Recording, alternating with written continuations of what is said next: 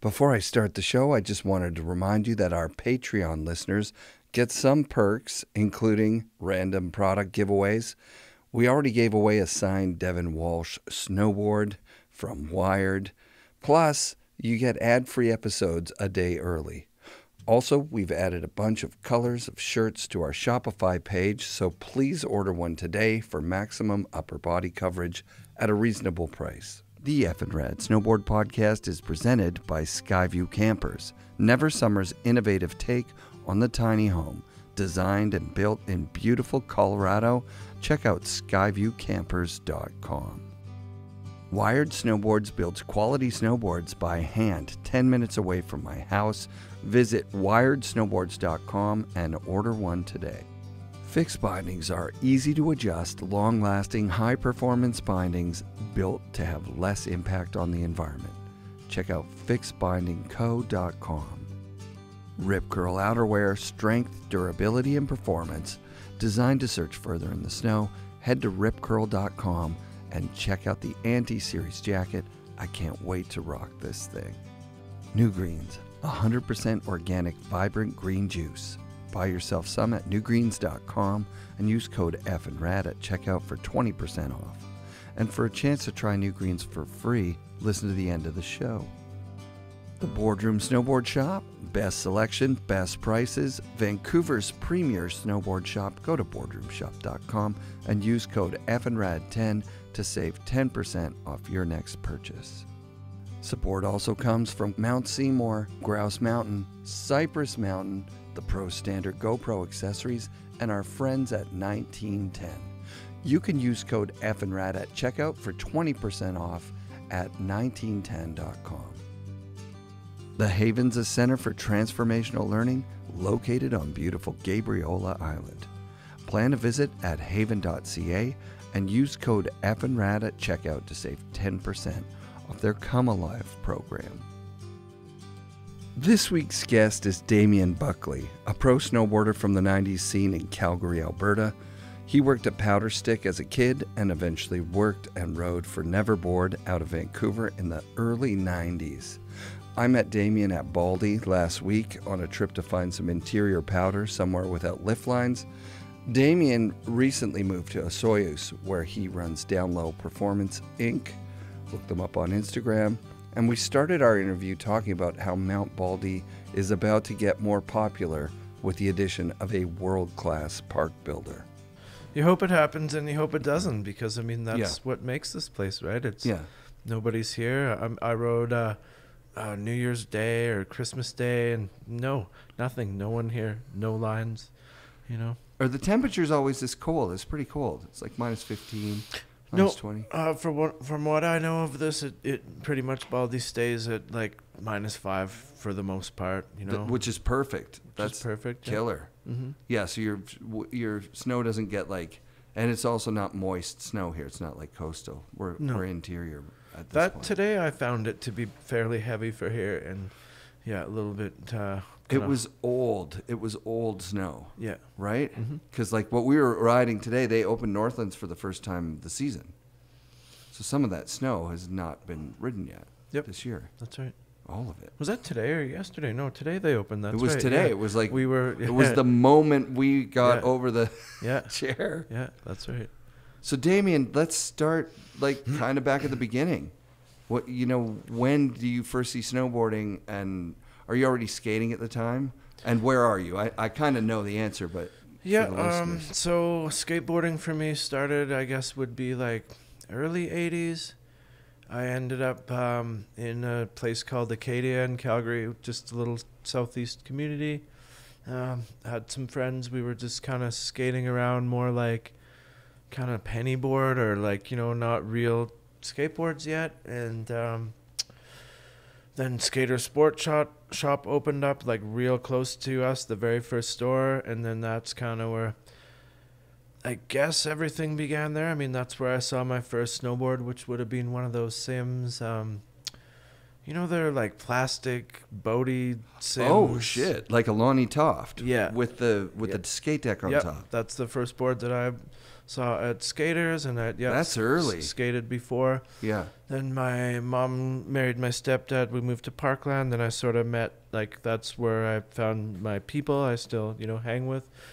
We started riding Parkland Hill, Park 96 on an old, it would be like an 84 barfoot swallowtail, no high back. My best friend Tim had. Oh, wow. And then, it just kind of went from there. So you were right at the beginning. Like, there really isn't snowboarding before that. Like, for the masses. Yep. You know what I mean? Like, if you knew Dmitry Milovich or Tom Sims in the 60s or something, yep. There was snurfing, which really was not snowboarding. It was something you do at the toboggan hill, But so that's early on. Yep. And at what point do you get to ride like a lift or something? There's got to be, probably takes 5 years. That's a or pretty something. hard one. So we rode Parkland Hill for the first, a little bit. I don't know how long.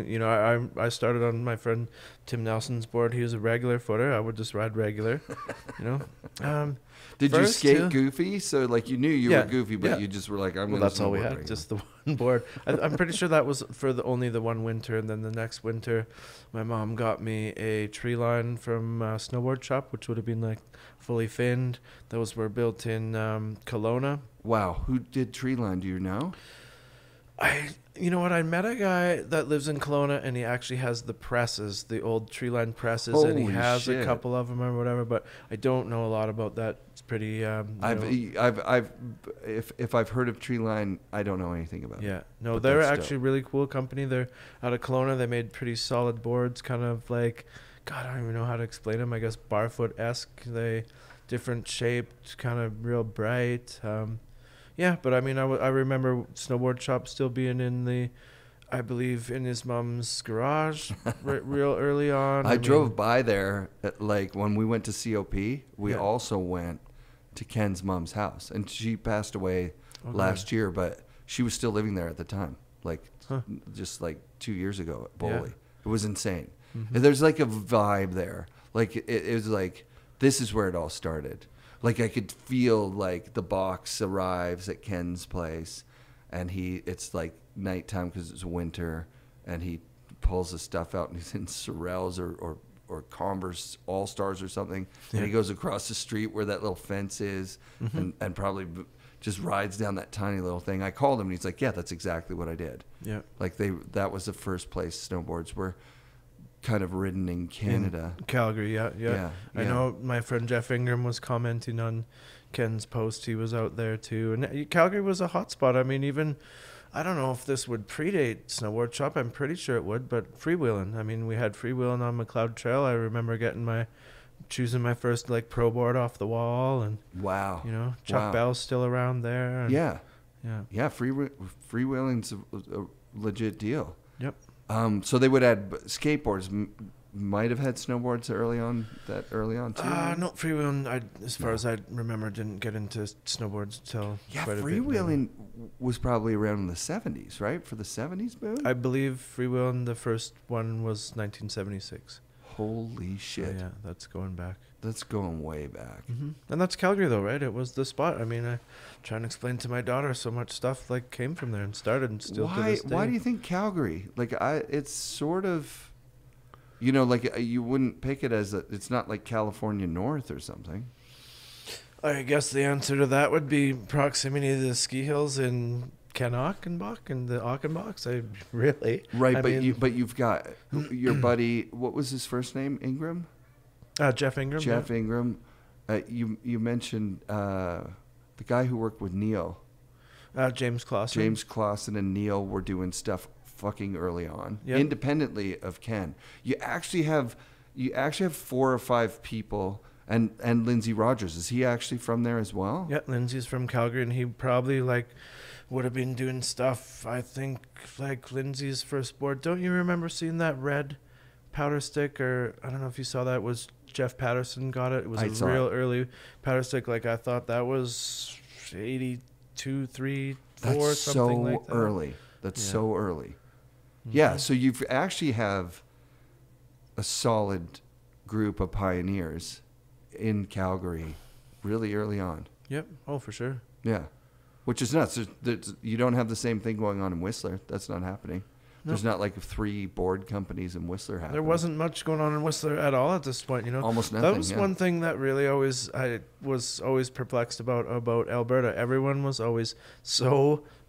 wanted to be in Whistler. I was never one of those people. I was like, where is everyone going? We have Kananaskis, we got Fortress, we got Sunshine, Lake Louise, you know. We're so good around the Alberta. I don't understand why people were always so gung-ho to get out of there, you know. That's very cool. No, I feel you, because I got sucked into Vancouver.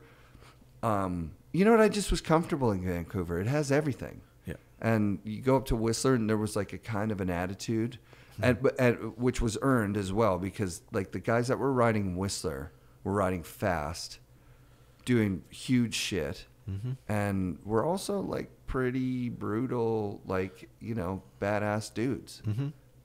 Not an easy group to get into, no. The Creekside Mob. No way. But some of those guys, Creekside Mob was Calgary dudes. No, right? It was not. Nix and Castingale. Yeah, I guess they were. So I didn't really. I saw them as kind of like. I guess they were involved in that. But I wanted to go back to, because I'm trying to figure out. You said where was the first place that I snowboarded, and I guess that would have either been. I think that would be Lion Mountain.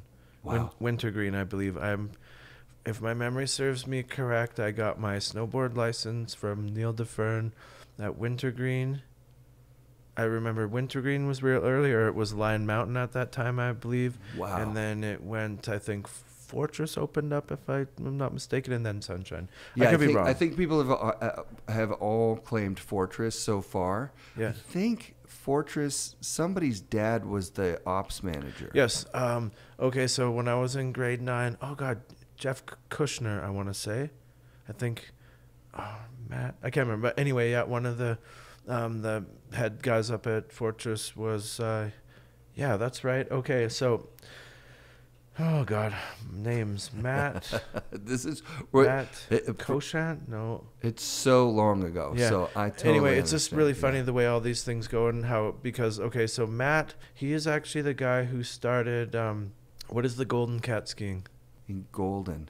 Yeah, I'm drawing a blank. Anyway, I'm drawing a blank too. But so his dad was high up in Fortress, and then he ended up going out to Golden, starting out in Golden, my buddy Matt. And it was just funny because it was so close ties to Fortress that he had actually, like, his place that he built in Golden was built with material from Fortress and stuff. So it had that kind of vibe or whatever. God, I wish I could remember the name of that. It'll come to you. Place. Yeah. And so, but what is Lion Mountain? Where is that? Lion Mountain it was Wintergreen, Lion Mountain. Is it still around? It's a golf course now. It's just in, Brad Creek. Do you know where that is? No. Brad Creek is like 30 minutes, I guess it would be southwest of Calgary. And yeah, it was just like a tiny little ski hill, like so cool, smaller than COP. But it was early on, like, yeah, you could go there and you could get a license. Neil DeFern's up there giving out licenses for people. Yep. He's a pioneer of like actually getting it started the same way like Jake or Tom or those guys were like building boards, approaching ski resorts and getting shit done. I'd love you to tell the PD story if that's cool with you about Neil, because PD blew my mind when I had him on the show. I kind of knew that he was an early Canadian snowboard guy, and I know he loves skimboarding, and I know he's the man in skateboarding, but he was calling places to be like, are you gonna let snowboarders on this year? And they're like, nope. And then like calling back the next year, we're thinking about it. Well, why don't we come up and do a demo? Okay. Like he was doing that stuff. So the day that you described today on the chairlift, where were you guys? You came up for a contest or something? Well, I'll try and tell it best of my recollection, but this would have been, I believe this was 88. And because that was the year Expo 86. Yeah. I was in grade 9 in Nickel in Calgary, and I don't know how or why. I guess I was on skaters. I got on Team Skaters, was super happy. I still remember my Team Skaters sweatshirt. I was Puppy Chow, like I told you. I was the Grom on the team or whatever. And they called you Puppy Chow. Puppy Chow, yeah, I hated it, of course. That was Jeff Ingram, my buddy. He coined that term, and he still calls me that. Because you're like a bulldog or something? It was just I was just Puppy the Chow. little kid. They just were like the little kid. Tagging along, you know. All right, Puppy Chow. Make Puppy Chow hit it. We're not sure if that'll go. Anyway, so it was a pretty stacked van. Like, from what I can remember who was there, would be me, Jerry Kozan, I think Chris Nichols and Mark Castengay were there, Neil DeFern, Brad Cashaw, I think, maybe Mark Kwan. I don't know. Anyway, a bunch of us team skaters would come out to Vancouver to do one of PD's early contests, and we pull up to PD's Hot Shop when it was right by Sealand there. And again, I'm just like a little Puppy Chow kind of observing, just going, whoa, like, you know, not even realizing who I was with or what was happening at the time, because it was commonplace or whatever. Yep. Anyway, we walk into PD's, and you know, Jerry walks up and introduces himself, or maybe they knew each other from before, and right away PD starts kind of like, oh man, do you guys know, like, I heard of Neil and these boards that he's making, the twin tips, and Neil's just kind of hanging back in the background, you know, almost like kind of hiding his head and being a little blushy and stuff, because yeah, he wasn't like a flashy dude or whatever, but yeah, just, I mean, one of the many, many, many, many memories I have. That's so sick. So PD was excited about the boards he was building. Yep. And he was building boards in his garage or something, right? So yeah. At one point, was there like Slayer boards? Was that him? I don't remember Slayer boards, but it was Storm boards, which was what he would have probably been building around then, and that would have been like, to my recollection, that would be the first twin tip, is it not, or is it barfoots? Or it's really hard. Yeah, it's really nobody's ever pinned it down, because every region has a different idea, right?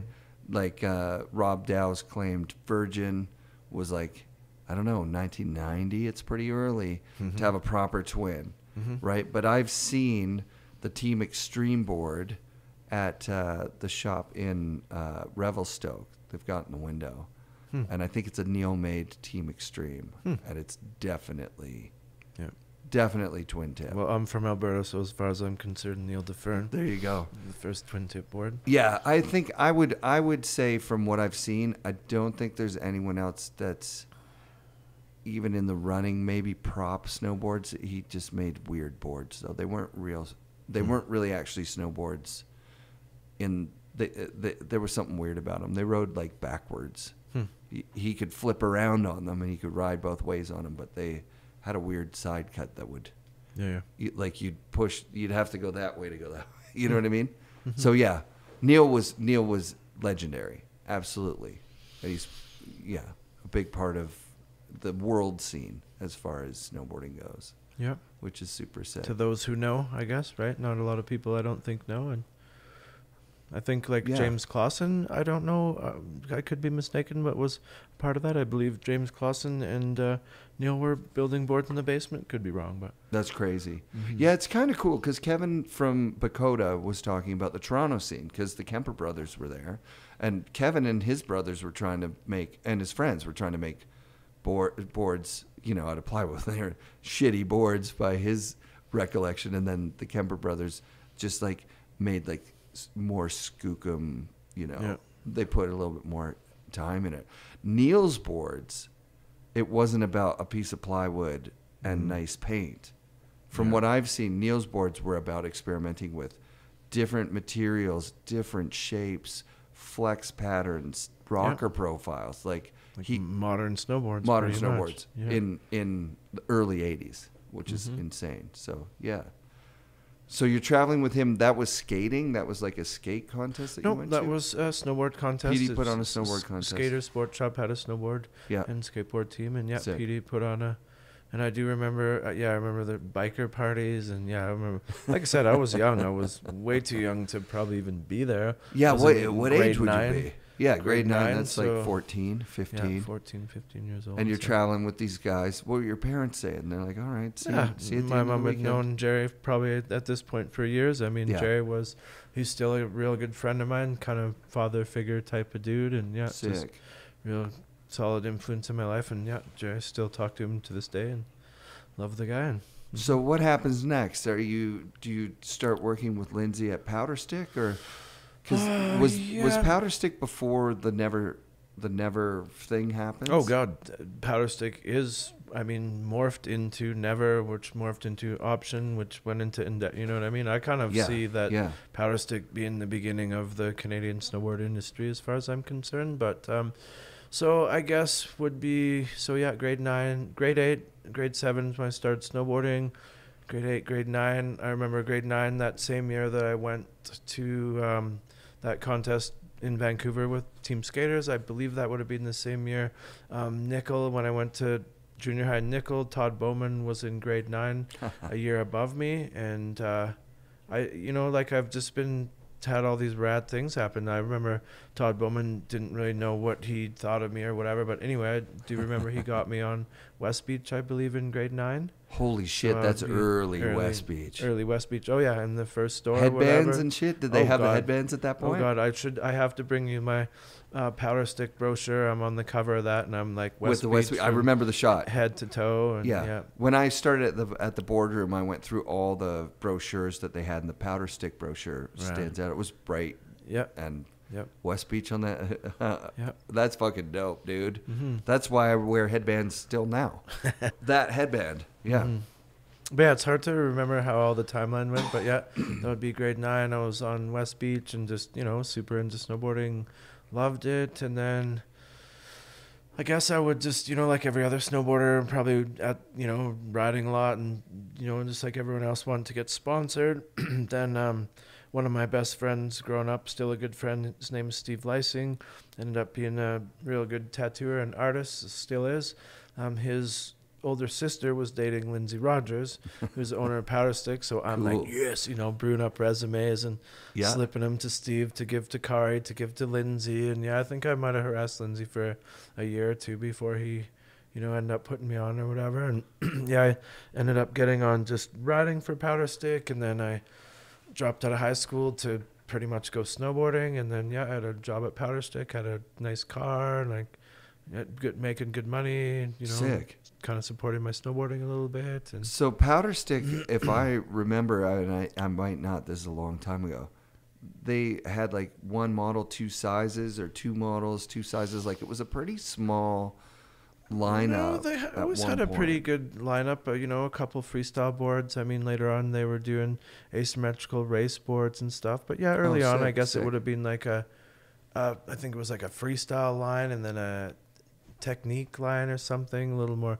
technical, kind of European. And but I mean, I know Lindsay was early, in side cuts, and I mean, he was, I guess, kind of almost like Neil, like just more like a scientist, or you know what I mean, not just building boards, trying to progress. And like I was saying to you before, I mean, when you're young, you don't realize what's going on, but I mean, that was one factory of 3 in the whole entire world that I'm working at, and we're building boards for like we built boards for everyone over the years. Like it's hard to remember, Skull Skates and Sick, Good and Fruity and Funny, and, awesome.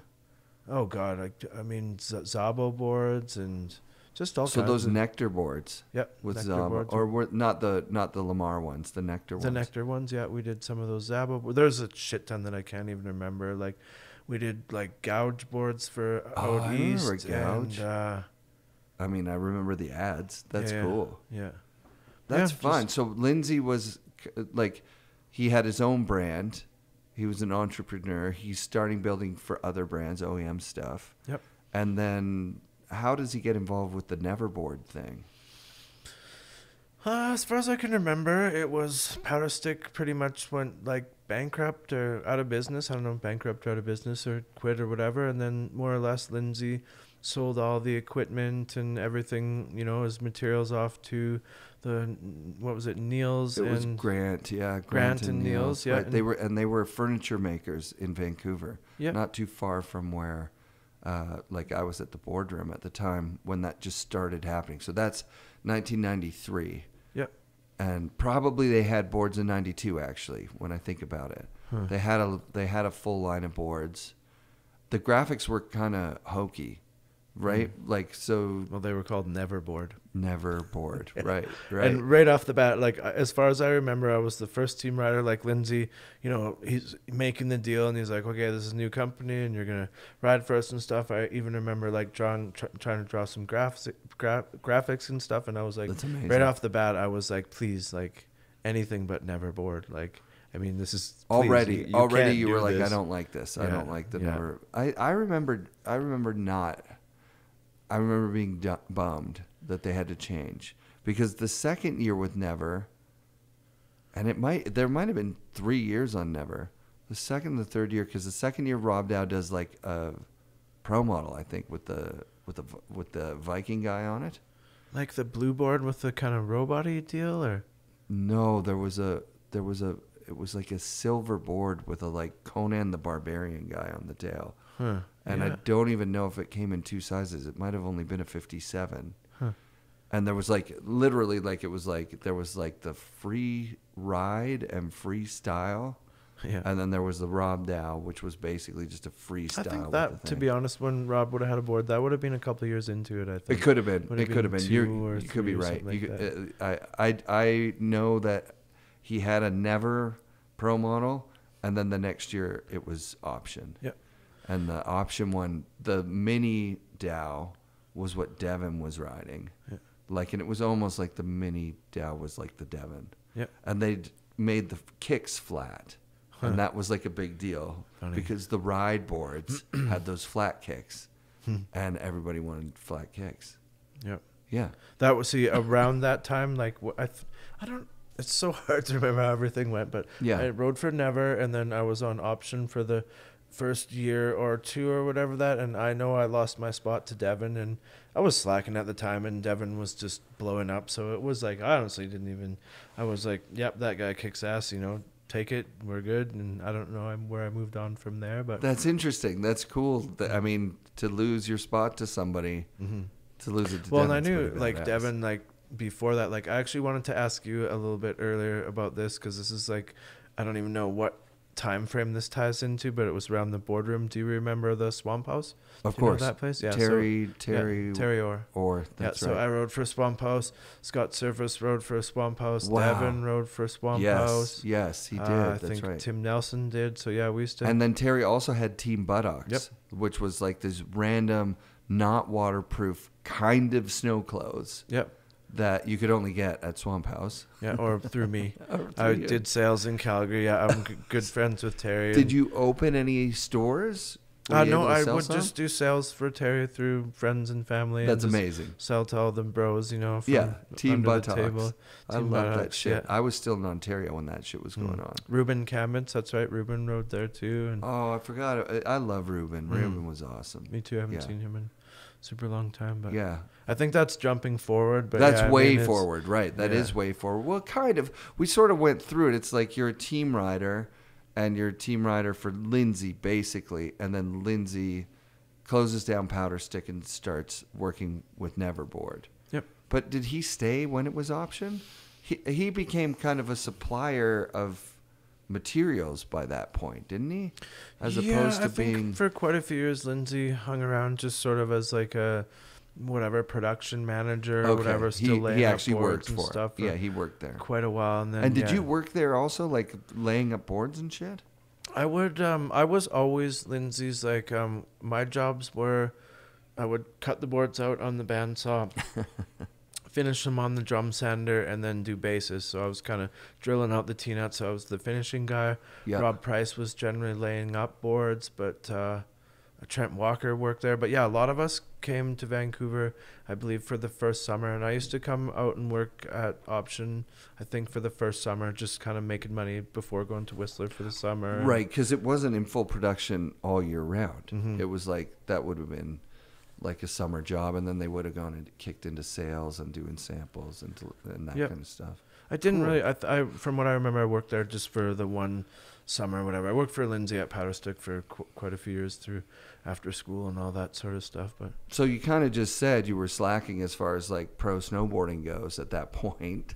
Did you move to Whistler or something? I don't know if I was slacking so much. I just remember Devon was just absolutely phenomenal at that time. He had just sort of, blown up. You know what I mean? That at that time Yeah. I would have been at Lake Louise and riding a ton. That would be in like night janitor years, I think. So yeah, I was. Let's talk about the night janitor years. How did you get that job? You just apply with a resume, or did you know somebody up there? Well, that's a funny job because the first year that I went to work at Lake Louise, which, I'm just going to say 91 because I know that's the year I was supposed to graduate. Didn't graduate. I just pretty much got lost in snowboarding. Like, we should go back to the photo and what my school career or whatever. But yeah, let's hit that. Let's hit that and then come back to this. So you had it in your mind you wanted to be a pro snowboarder?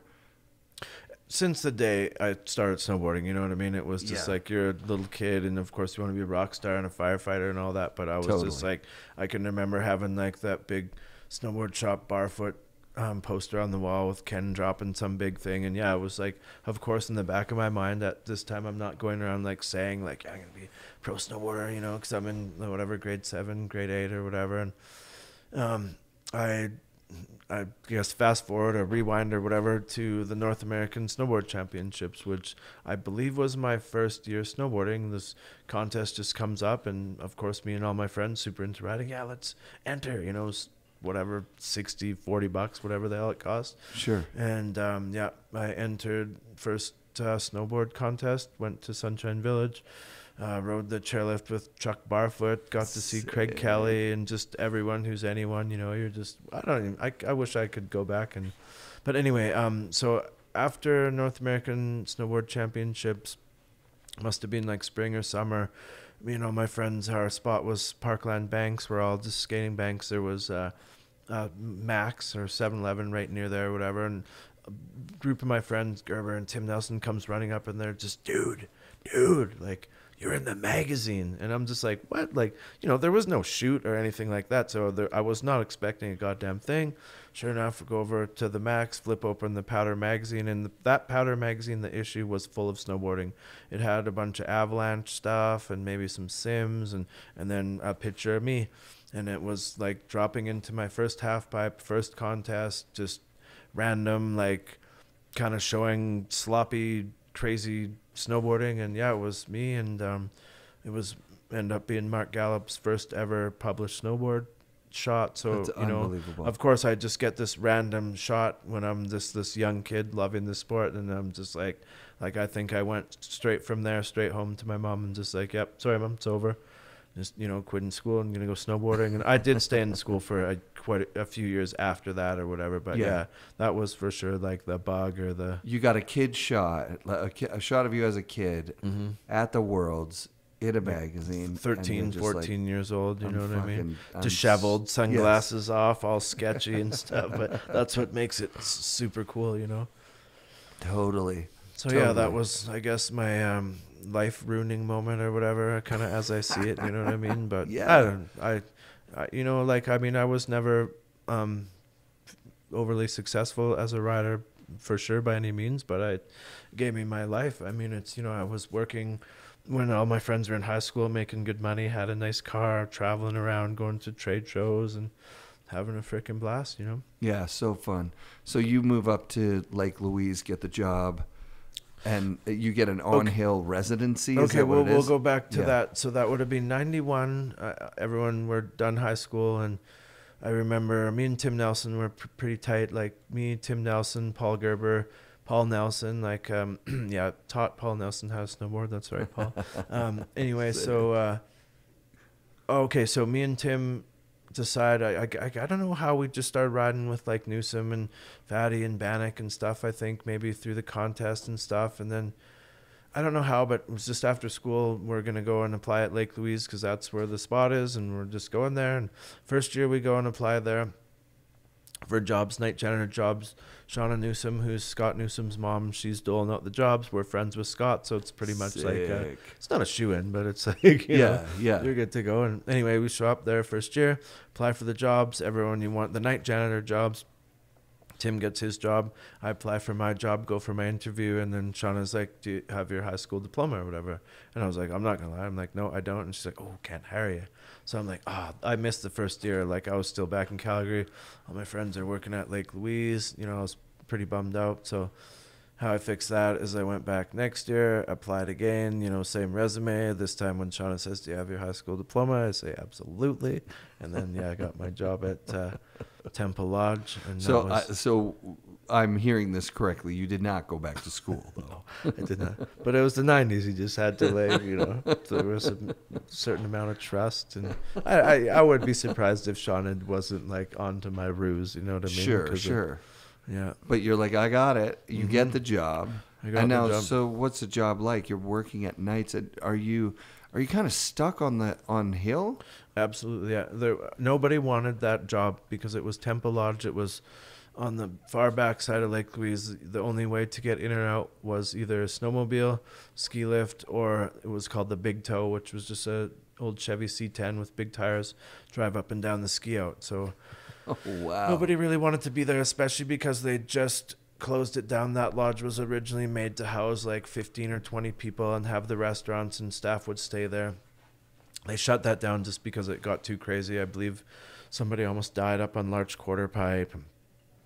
People getting hit by trains and just crazy booze fest. So they shut it down, just put like 2 night janitors, 2 ski patrollers, and then a manager up there. So when I was up there, it was like, I loved it. It was for sure the best time in my life. Like, yeah, lived on the backside of Lake Louise, snowboard every day, eat well, made a decent amount of money. You know, at that time, you know, like I think I must have rode for like Team Buttocks and Never. And so I would always be getting boxes. You know, I'm living backside of the ski hill, you know, riding like I was saying. Jonathan Moore would always come wake me up and ride every day, getting boxes, and food is free and life is good. Was Jonathan working up there as well? No. Or he was just coming up to ride every day? In grade 6 or 7 or 8 or something like that. He's a kid. Right. It was Banff school, so on good snow days they could just take off and go snowboarding or whatever. So. Oh, that's so sick. Yeah, and I mean that year, like, I mean, let me just try and think of like all the people who rode and like lived around there that year. It would be like Tony Hasenkrug, I don't know if you know him, Scott Newsom, Scott McFarlane, Sean McFarlane, Dennis Bannock, Tim Nelson, Al Clark would have been out there a lot. Wow. Like there was just a massive group of dudes who just all we wanted to do is just snowboard every day, a bunch of dirt bags, snowboard and drink. Was there a feeling that you guys were the second round of this, like with, you know, Ken and Warbs and the guys from Evan Feen, all those dudes from before, having moved to Whistler? Now you guys kind of filled this sort of void that was because they created probably a pretty cool culture up there. Yep. Well, I mean, for sure, we were second generation. Like, I mean, almost everyone but me around this time all rode for Snowboard Shop. Like Dave Ock started hanging out there lots with us and riding with us, and then I don't know how Ken just ended up kind of sponsoring all the guys out there, whatever, except for me because I didn't get along with Ken, and we don't really want to get into that too much, but we could. I don't know. How do you not get along with Ken? I can't even imagine. Is it just a personality thing, or is it? I don't want you to throw him under the bus or something. Yeah, no, I don't even want to get into it too much. But I was a greasy little snowboard kid, and I don't know. I pretty much ended up nabbing one of Ken's rental boards when I was a little kid, like basically stealing it. You know, I was like, I kind of come from the wrong side of the tracks, and at the time was influenced by my brother and his friends, and I was actually with my brother the night when I nabbed the board or whatever. And this is a fun memory. I can. Well, it's a fun memory. It's a weird memory. I hate it, but it is part of it happened. It's part of the thing because I dealt with that for years and years after, right? Because Ken was like the man or whatever. And I mean, you know what? To be honest, I always remember Ken being like friendly and stuff to me, but he was just like, yeah, that board, dude.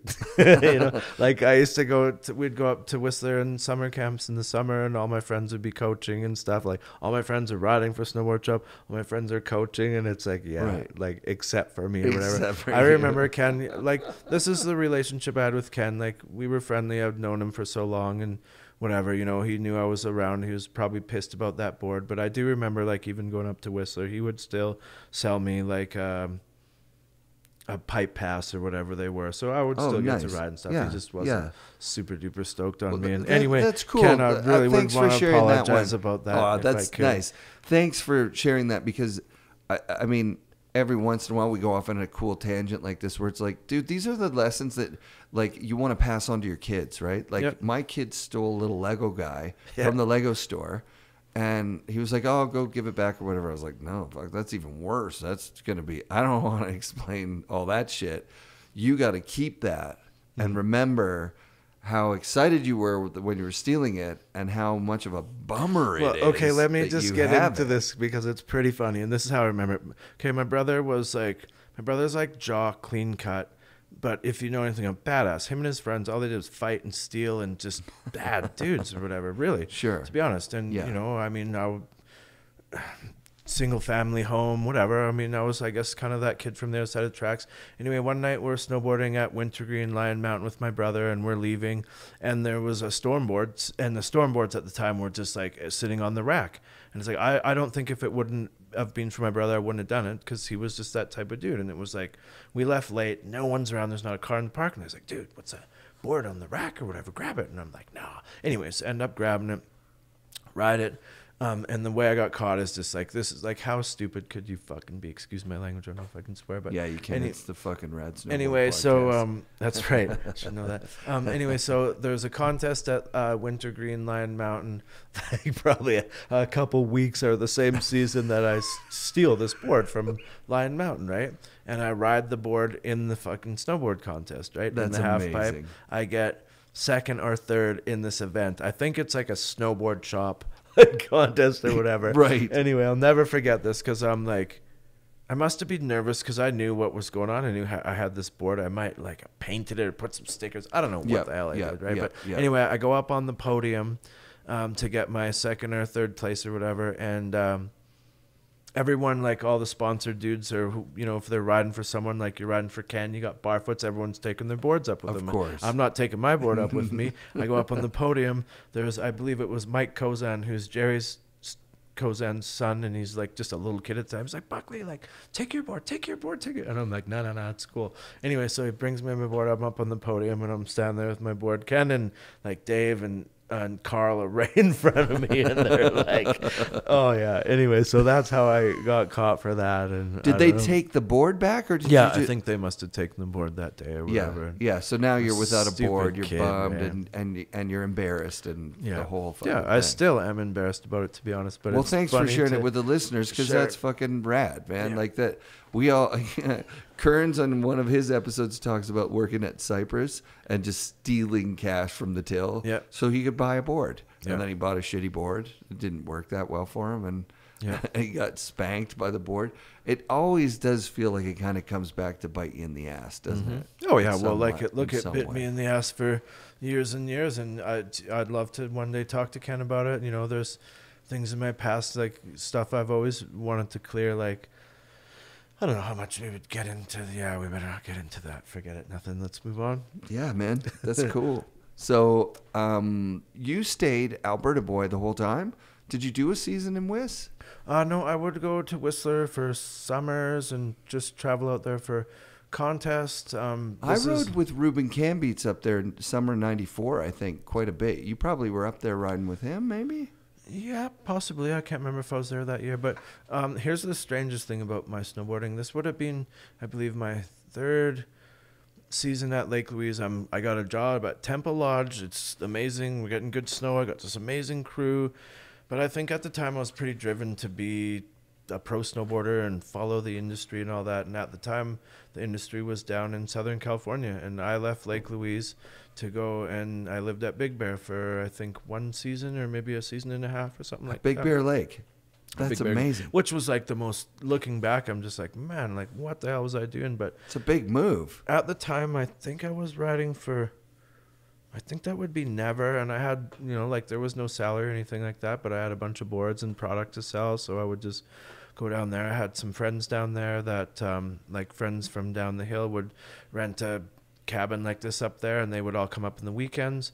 Me and my friend Paul Gerber, who I went out, Gerbs, shout out Gerbs, we would stay up there full time, and dudes would come up on the weekends. And that's fucking awesome. It was really fun. Like I enjoyed it, but I just like, it makes me like, why would I leave Lake Louise for Big Bear? Like it's insane. I just went to Big Bear for the first time a few weeks ago. Yeah. And I was like, oh, when does the natural snow fall? And he's like, some years it doesn't. Yeah. So it's just man-made snow. Mm-hmm. It's so close to California. The cool guy fucking California people are there. It's insane. It's a cool setup. Yeah. But it's all like slushy, sunny, burn your face, like riding in the California At the sun. time, though, it was awesome because, I mean, you know, parks were pretty, like, fledgling here in Alberta and BC and stuff. And Everywhere. there, I mean, it was just It was booming. the Outlaw They had Park, full, right? Yeah. full runs, Big Bear and Snow Summit. And I believe I had passes to both. And Yeah. it was a super good time up there. Like, who I stayed with was, like I had really cool friends down there, like a guy named Bob Arthur. He was pretty heavy in Division 23. Sick. He was Arnett rep, like Rawl. He was around at that time. Like Rawl Reese? Yeah. Wow. Yeah. But yeah, anyway, just had a real Oh, cool yeah, group because, of- Rawl Reese was friends with the Division 23 guys. Wasn't he a big part of that, I thought? Or? I don't even know. Yeah. But, yeah, maybe Special he was. Blend and all Special that. Blend he was. Yeah. Yeah. Bob was, so my friend Bob Arthur, I don't know if he's still around in the industry, but he was big in Southern California industry for years and years. He was like the big rep, and at the time he was Bob the Mayor Big Bear, we called him, just because like he knew everyone. And that house in Big Bear had like everyone came through there. Like I believe Circe came through. I know Peter Line came. Yeah, we would just have like everyone would be coming and crashing on the couch. That's fucking badass. Yeah. And to be a kid from Alberta, now you're down in California. Yep. Are you, like, how are you making, you're selling boards and shit to make money. You're not like working at the local. Nope, just snowboarding and Living the and dream. having fun. Yeah, I had my friend Paul Gerber, and he was just there. He was just my sidekick. He was just my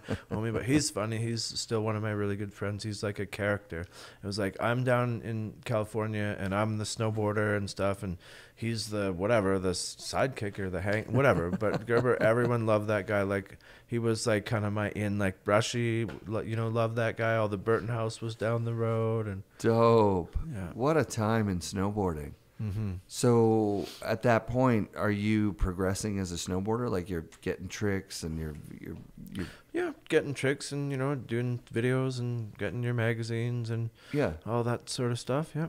What a dream. What a dream life. Mhm. What pops the California bubble? You probably run out of either money or Yeah, like- I think just out of money. And I Yeah. mean, it just wasn't what we thought it was. And I just missed Canada and Alberta. And, maybe if you Came- had gone to Tahoe. Did you ever wind up in Tahoe? kind of rolled through and rode there on a road trip, but didn't spend a lot of time there really. That place has mountains like here. Mhm. It's nuts. Yeah.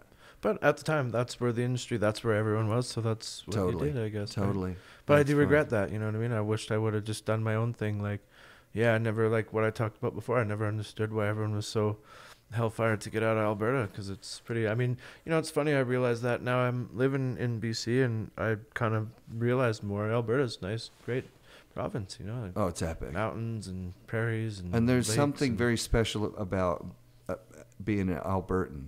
Like it's like the Canadian Texan or something. Like there's something about that, like the Rocky Mountains that go Mhm. all the way from, you know, northern Canada to southern United States. Mhm. The people from the Rockies are fucking badass cowboy people. Good Yeah. people. Yeah. Mhm.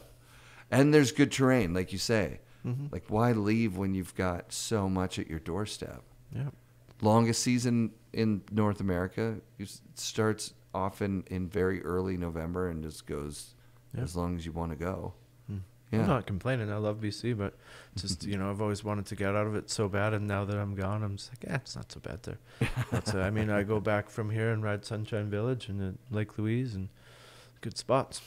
Spend a lot of time in Fernie when I can. And So when you come back, what goes on there? Do you stay in the snowboard industry the whole time, or do you, like, at what point do you get? well, I'm seeing a this is glint in your this eyes. is like a podcast, and I mean, we're not trying to be boring here. So I'm just gonna get into some shit that Sure. I said I wasn't going to, and I'm gonna like, this is gonna be on the thread of I'm a grown up and like making amends and Sure. all this sort of thing. But okay, so I guess this would have been like post Big Bear and Lake Louise, although I'd still be riding Lake Louise and Sunshine and stuff. Then I'm back in Calgary. I'm riding for White Elephant and I'm riding for the Source. God, this is going to be, can you edit out stuff if it's 100%. Really bad? Okay. Yeah, 100%. All right. Then I'm just going to talk freely and you can just edit out what you think is good and bad and whatever. But okay. So I'm riding for the Source, Mark Weeks. I think I got on there through Todd Bowman. Things are great. Like, I mean, they treated us so well. This is why it's a horrible story. Mark's the best. Yeah. Mark's the best. Yeah. Okay. Yeah. So anyway, ride for Mark, got on through Todd. Everything's great.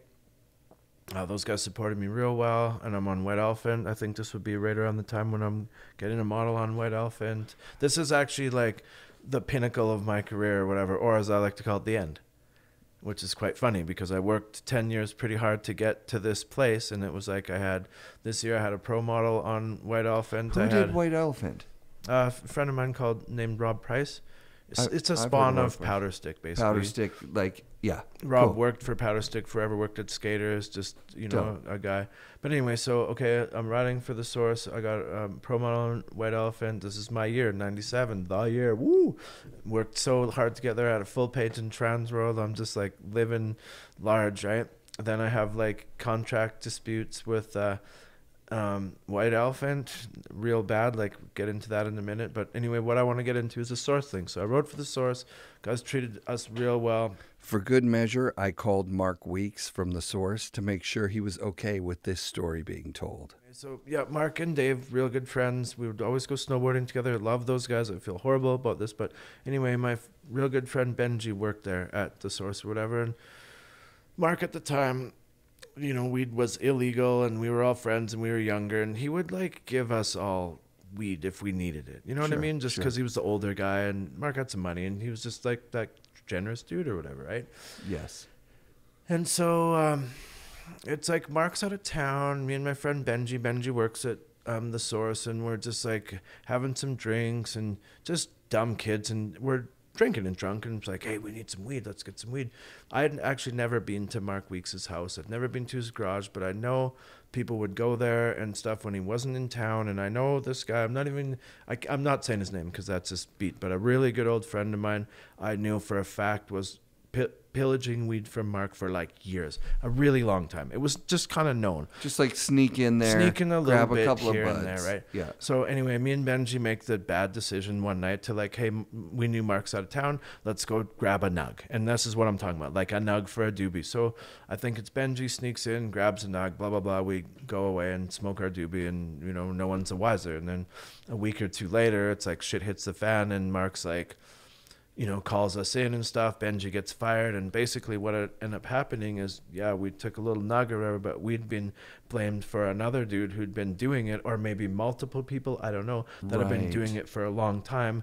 And that person who had been doing it was there when Mark found out, and he was like, oh yeah, it's those guys, because he didn't want to get caught. Like, I'm totally admitting to what we did or whatever. Like, this is going to come out like I was a badass, shitty kid. And I absolutely was. Sure. I mean, most of us bonded over being those dudes that would do what we do to make ends meet.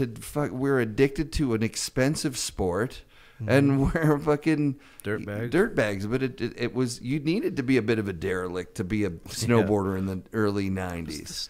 It was a style, right? So and now you're talking about stealing a little bit of weed from a friend, a mentor, a sponsor. It was horrible. The worst part about it is, I know for a fact if we would have like reached out to Mark and just said, hey Mark, he would have gave it to us. So it's just stupid on all levels, right? And then from what I remember, when we got caught, like, we admitted, we did it, but dude, it wasn't us. And Mark he just had it pinned on us, and he was whatever. Like, and we did what we did, so we deserved it as far as I'm concerned, right? Right. So then I had contract disputes with White Elephant, which I can get into in a little bit too. Yep. And then, I pretty much, Mark fired me from the team and was just like horribly pissed off and all that sort of stuff. And then I got blackballed. Like, that was the end of my snowboarding.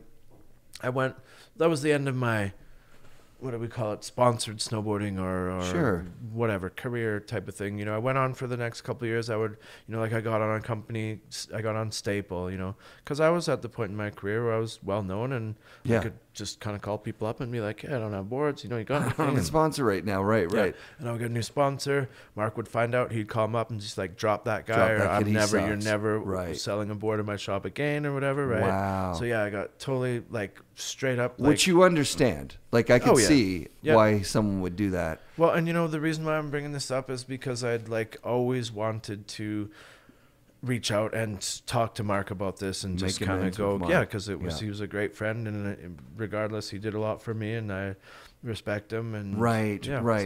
So like, when you're a kid, you don't think this shit's gonna follow you around. Like you're like, oh well, fuck that guy, whatever.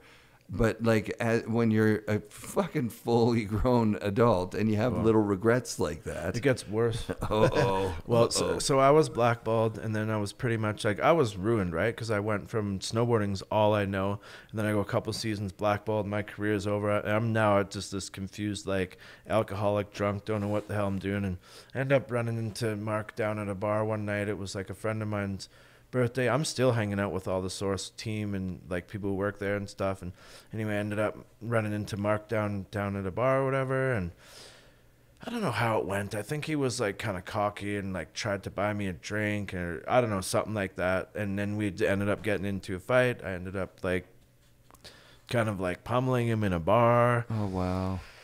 Mark remembered trying to buy Damian a drink to put the past behind them, like a peace offering. And then he remembers Damian sucker punching him. Almost 30 years later, both Mark and Damian remember this incident as Damian acting shitty. Okay, back to the show.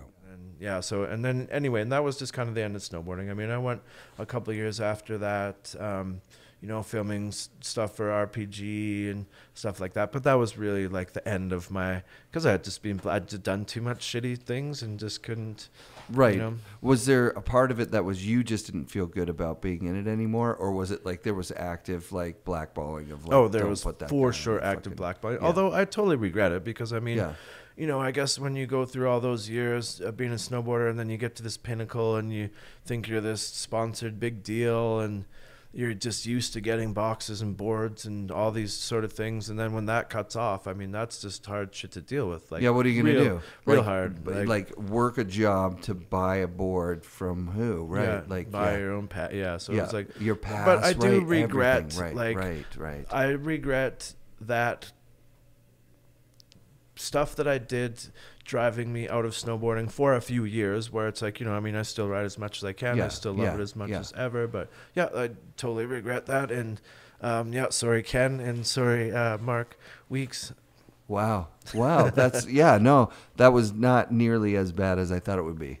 Like, to me, those things are, even if, like okay, straight out, just between you and me, I mean, I know we got cameras and mics on us right now, but if you had stolen all the weed, if it was you that had been going in there and took it all that shit, does it matter? It's still not that bad. Yeah. It's still not that bad. I don't think it really matters. I feel like as an adult, the thing is just you don't do that shit to your friends and your family. Right. Period. End of story. And you came into it in a time where you were fending for yourself for whatever reason. So however you got where you were at. Yep. And you saw an opportunity that the child you or the adolescent you just thought, not a big deal. But then it ends up becoming something that defines like the end of your career, like you say. Yeah, ruining everything. Right? Well, and there was more to it than that too, right? It's like, okay, again, at a time when it's like I've been working all this time and, you're at this pinnacle and you got all these accolades and stuff and things are going so well. And then, so it would have been around this year when Rob Price asked me, I don't know if I was riding for White Elephant, or he just said, will you ride for me? I want to give you a pro model. And I'm just like, what? You're like, perfect. So this is 96, 97, I believe. So I signed. I'd had contracts throughout the years, Powder Stick and JT and all types of little odds and sods stuff. But this was like my first contract where I'm like getting paid. Yeah. Right? I believe I still have this contract. It was like I was making $1,000 a month. I was getting board royalties, T-shirt royalties, sticker royalties, video royalties, photo royalties. So a small salary, but along with all those things. And at the time, I was getting videos and I was getting pictures and stuff. So it's like, holy shit, I'm like making money, dude. So that's maybe why I didn't even care too much about that sort of stuff. It's like, whatever, just keep rolling or whatever, right? So during that year, contracts signed, boards are starting to come out, be pressed and stuff, and all that stuff with the source and stuff, I believe, is happening this year. And then what ends up happening is Rob's growing so fast and money's a problem, and he ends up getting in some investors. Yep. Right. Contract signed. I got my contract. Graphics are picked. Lengths are picked. Colors are picked. Stickers are printed. T-shirts are printed. I'm living. Yeah. I'm big time. You know. You're stoked. Yeah, I'm stoked. And then Rob comes to me and says, "Hey, we have some investors. They don't understand this paying snowboarders thing. So we're basically yanking your salary. We're yanking your 15 boards down to 2 board." Like it just went from like all down to like nothing. And I was just like, at the time I was like almost calling his bluffs. Like, no, you got these boards printed and stuff. Like if that contract doesn't stand, like I'm done. I actually think I ended up like quitting, which is like so stupid. Cause you know what I mean? Right. Looking back, it's like I had a contract. Let's go get a lawyer and like. Totally. Yeah. But you're a kid, so like you're a young adult, and there's anger there, right? Like in this shit, it's like, yeah, why are you doing this to me? I was an angry kid for sure. Yeah, I could too, see that. yeah. I was an angry kid as well. I was definitely very angry. Yeah. And so I could see just like quitting in a huff. So anyway, long story short, I end up quitting White Elephant, and then my career just goes, and then I just go into horrible, depressive, drinking, fighting, whatever, you know, confused. Like you go from this like big deal down to nothing like instantly. And yeah, it was definitely some hard years after that. So what were you doing during those years? Were you like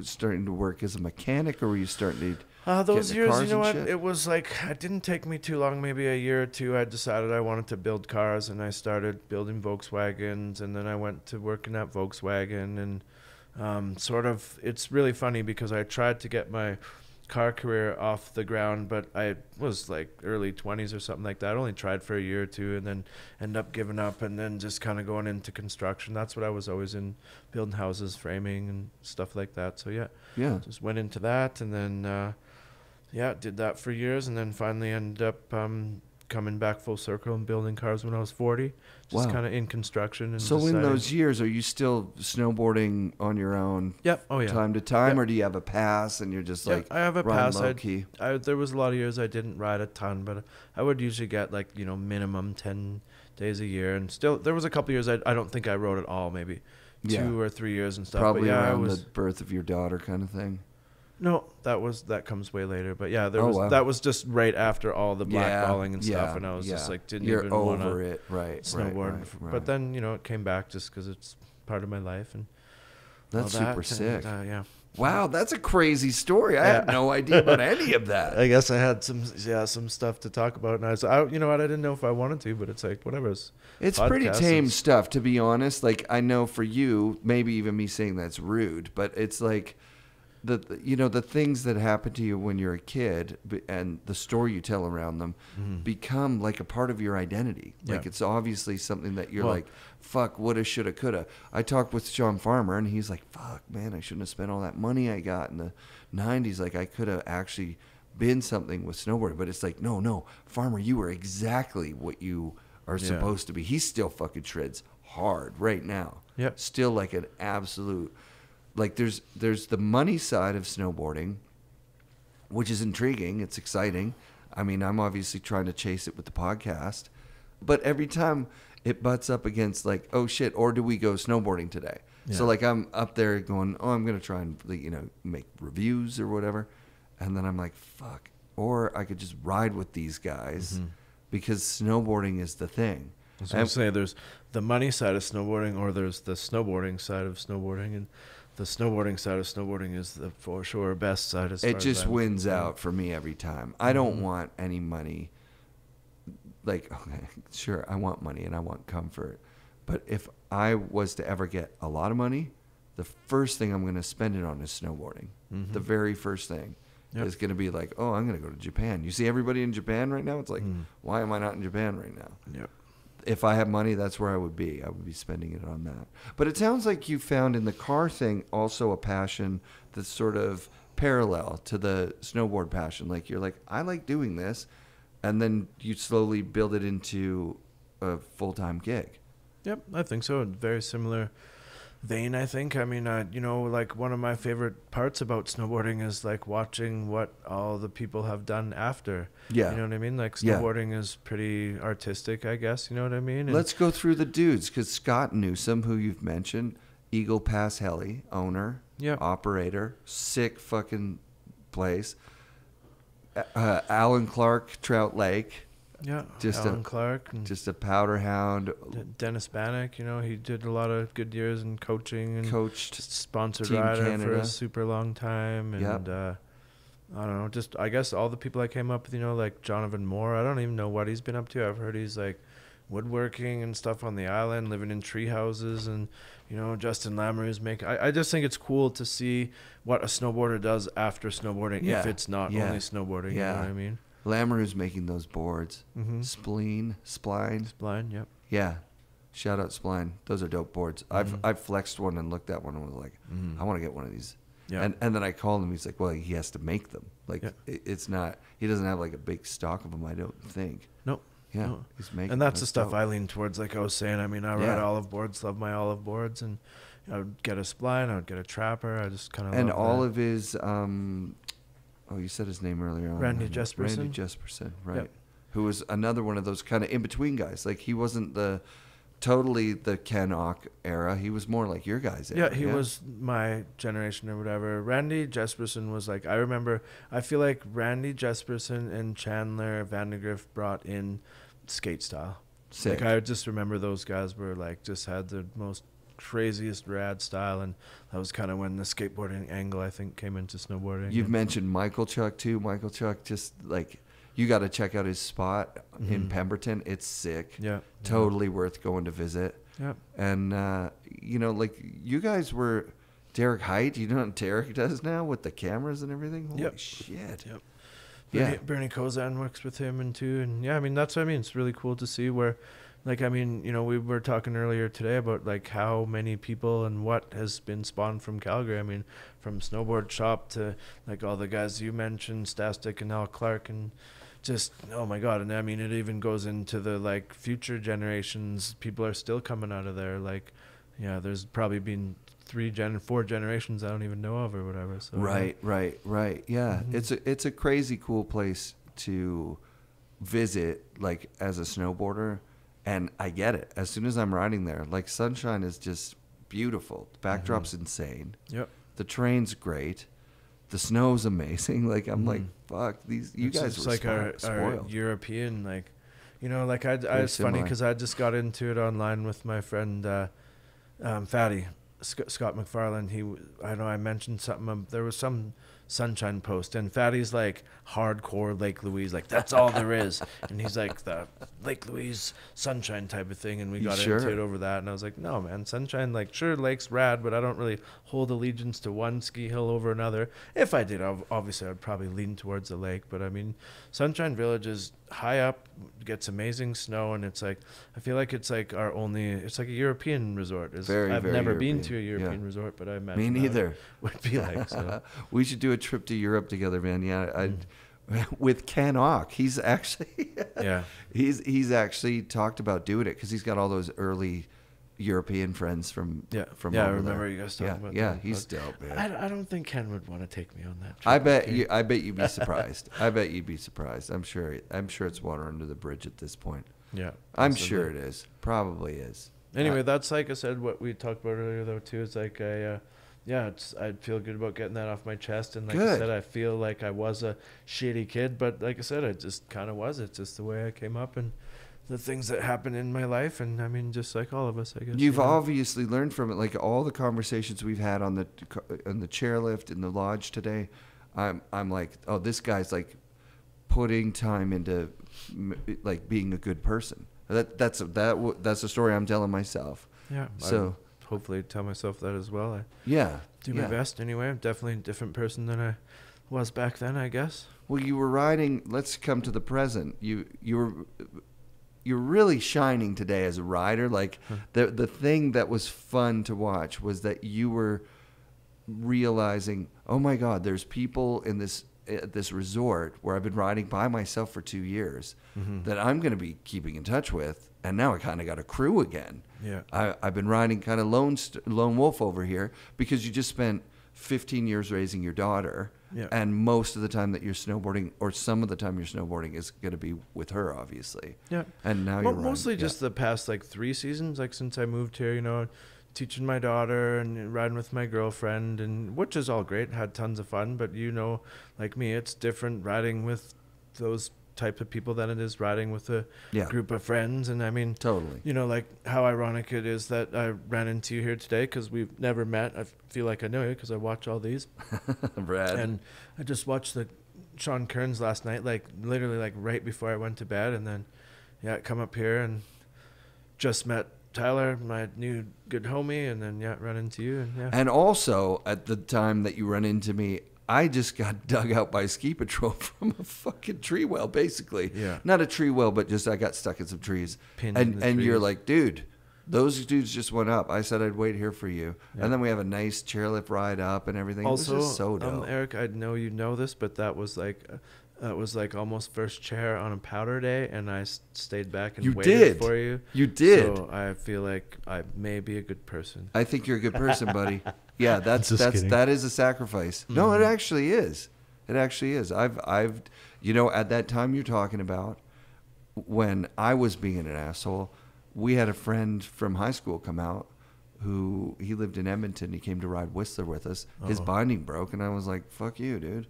Yeah. Like, good luck with that. See you at the car at the end of the day. We didn't have cell phones, nothing. Mm-hmm. I don't think that guy, I still to this day, I think that guy doesn't like me because of that day, and he shouldn't. That was a mean thing to do.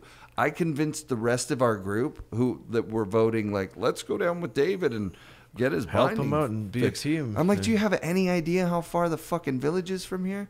We're way the fuck up in the Alpine. Yeah. No, man. You're on your own. You're on your own. I paid $100 for this day or whatever. Mm-hmm. Paid $40 for this ticket or something. So I have, same regrets, man. Waiting up on a POW day is a pretty fucking rad thing. Getting to ride with homies, like you use the phrase "found my people." Like that's what this show is for me. Is like these are my people. These guys are awesome. Mm-hmm. I go ride Bear Mountain with Eric Blam. Dude, that guy was like in 82, 83 hiking up in the mountains in California. It's like there were a whole bunch of us doing the same kind of stuff. I shouldn't claim that I was doing that. I was like an 88 kid. Yeah. 87 maybe at the earliest. But like we snowboarded during a time when you could show up at a place you'd never been before. Yep. And you see a crew of dudes, and maybe there's one of you, maybe there's 2, 5, whatever. Mm-hmm. And you link up, and now you're going to the coolest shit. I don't know how far we're off from that still to this day, though. No, you know we what I mean? did it like, today. Just like those guys who rode with us, everyone's pretty. We did it willing, today. But, you know, it's like something that you guys got into on the Kearns podcast or whatever last night. It's like the circle of people. It's like, okay, so I just moved here to Soyuz from Alberta. Love it here. Business is great. And I have, like, I don't want to say I don't have friends because I do all over town, everyone I do business with, and I have friends I can drink a beer with and all these sorts of things. But growing up the way I did with nothing but artists and skateboarders and snowboarders, if you don't have those things in common, it's just this like you're, you know, like I just met Tyler and it's like I knew instantly, it's like, shit, sweet, I found my people. And it's like your people doesn't have to be 10, it just might be one dude or Absolutely. you know what I mean? And it's just Absolutely. make me realize how like important the snowboard and skateboard culture is to just I mean how you can relate to people, I guess. Yeah. Jason Bros, who's the sponsor of the show with Fixed Bindings, he gave me a bunch of Ashbury goggles too, so I want to shout those things out. They're dope. I rode one lens all day today. Nice. Absolutely epic.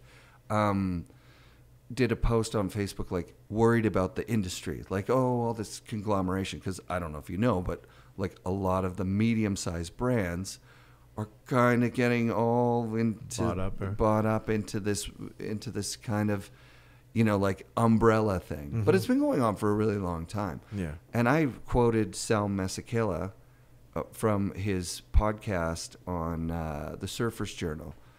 And it's something like the biggest lie the surf industry ever got away with was telling the world that the surf industry is the surf culture. It's like hardcore, yeah. Right. Mm-hmm. And you just said it just as succinctly as possible. I'm not worried for the snowboarding community ever, because the snowboarding community is 5 guys meeting up and hiking up to get some pow turns and jump off some cliffs and shoot a couple of photos. Mm-hmm.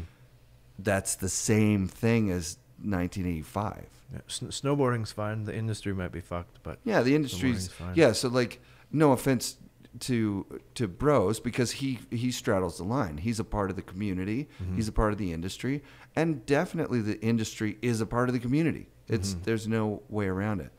Well, and that's the time and era that we're in too. I mean, isn't everything being bought up by big conglomerates and being lumped into, like, does BlackRock own snowboarding now, or who knows, right? Who knows?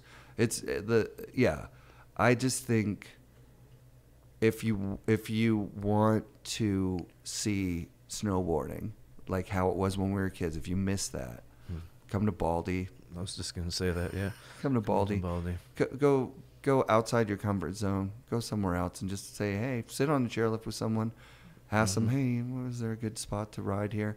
And I was just thinking of like doing that at Baker and having someone say, fuck off, or Whistler or wherever. But I bet you could do it anywhere. Yep. I bet you could do that anywhere.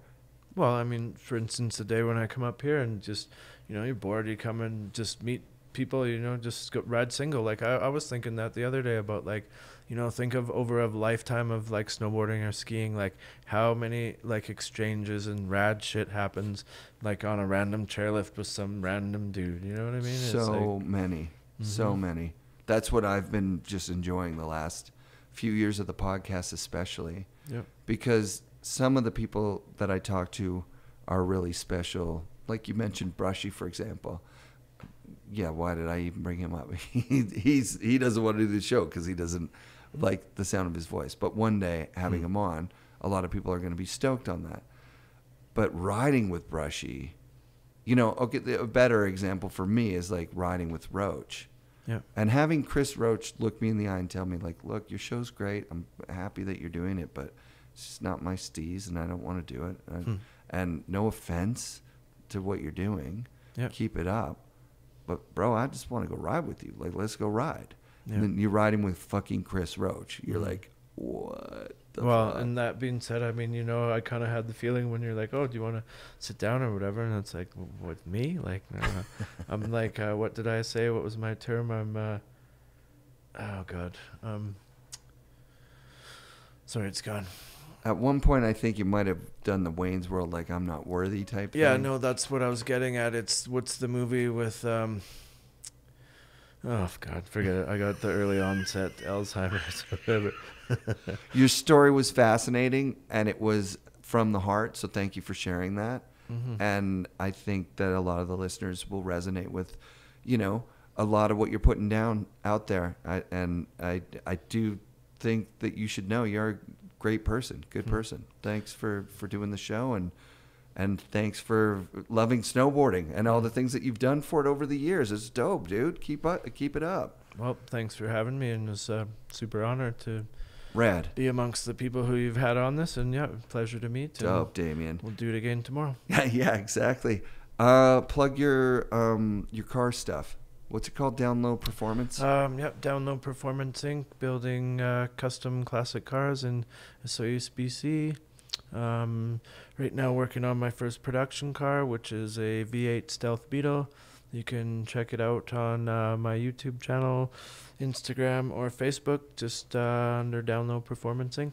All right, man. And you're going to have to teach me the ways of how you got 4,000 followers in whatever it was, 6 months. Just post a Beetle video, and that's all I did. Awesome, man.